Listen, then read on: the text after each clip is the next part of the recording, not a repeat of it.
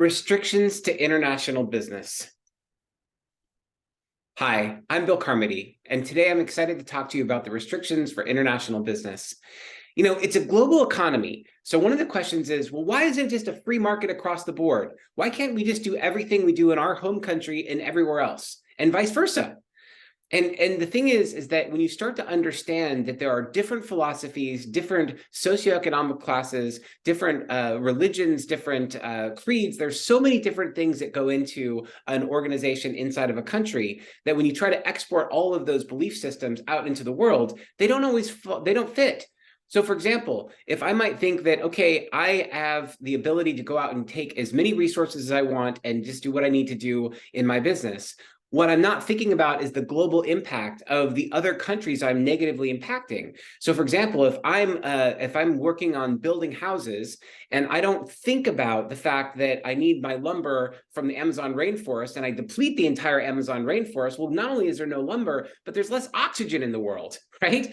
So we have to have restrictions that'll stop people from actually just going out there and depleting the resources of the world. And part of this has been that there's been a lot of just free reign that so many countries have had and businesses have had, that now we're starting to get to a place where we're starting to create more of a defined space that says, okay, if you're going to operate in these additional countries, here are the rules in which you must engage.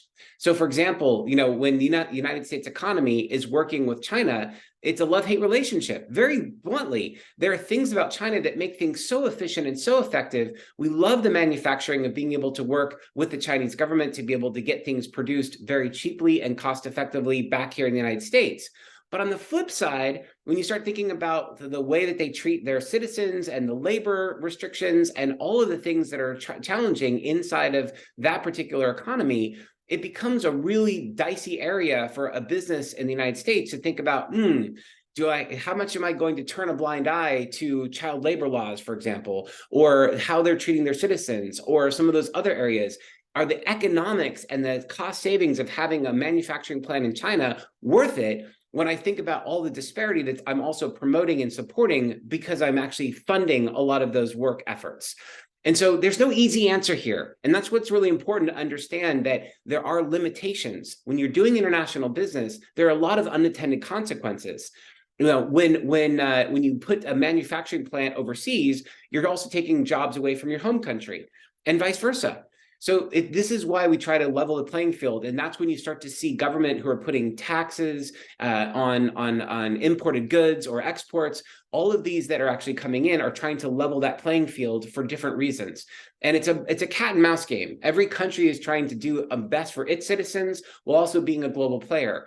And so you think about all those different impacts. There's socio-economic, political factors that all come in. So as you're thinking about an international business, you want to be thinking about what are the things that you can control, and what are you saying to your customers when you're doing business in all these other countries? It really is important to think about it, because you do want to be doing well by doing good.